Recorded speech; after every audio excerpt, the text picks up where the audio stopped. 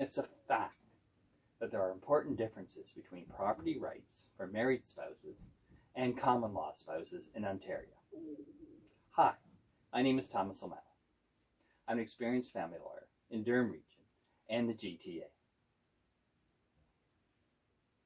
Common law spouses own what is in their legal name or what they can prove that they purchased with their own funds.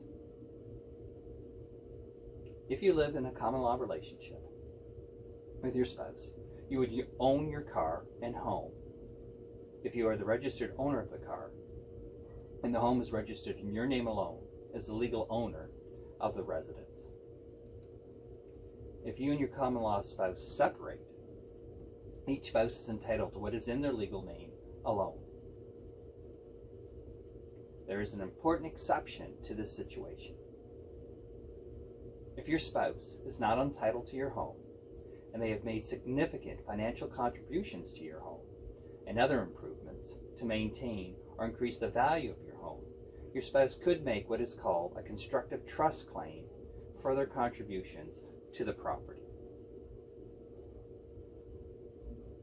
You can avoid this problem by making sure you get a cohabitation agreement that specifically sets out what happens to the property if you and your common law spouse separate.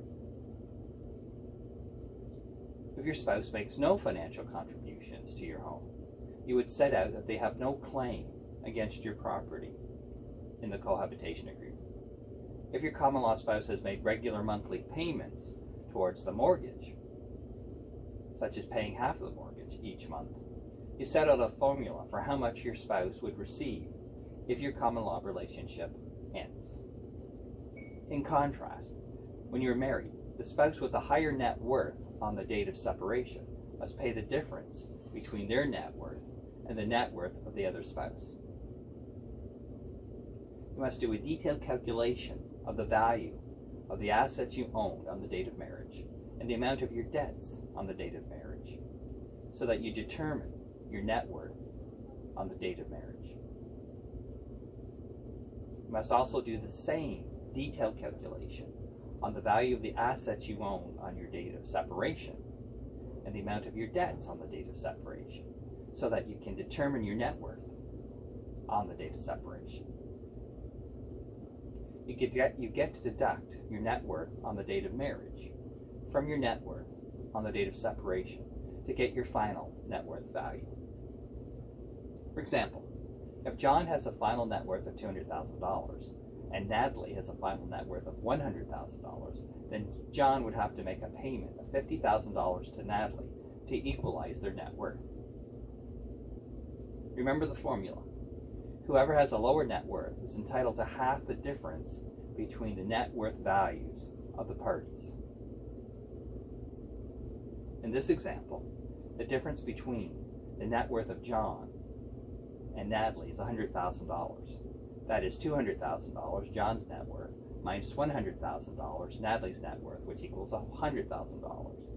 Then you divide the $100,000 by 2 for a final result of $50,000, so that John must pay $50,000 to Natalie to equalize their net worth.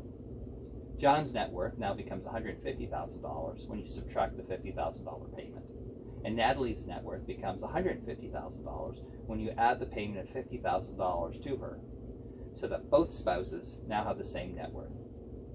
You can see how the issue of property rights and property division gets complicated very quickly. You definitely need to hire an experienced family lawyer to help you protect your property rights when you get separated or divorced.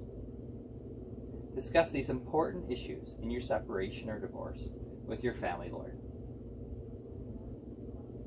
If you have any questions about your separation, divorce, or family law case and you'd like our help, there's a few ways to contact our office. You can leave a message on my Facebook Law Office page, that's O'Malley Family Law. Visit my website at www.canadiandivorcelegaladvice.com or call me directly at 905-434-8837. We'd be happy to speak to you. Oh, by the way, did you know you can protect your family law rights and get essential information on settling your family law issues with your former spouse with the daily, indispensable family law advice and tips on my free Facebook. Go to Facebook and search Durham Region Separation and Divorce Legal Support Group in the top search bar. You'll find the group and join. Thanks for watching this video. Make it a fantastic week. Take care, and I'll talk to you soon.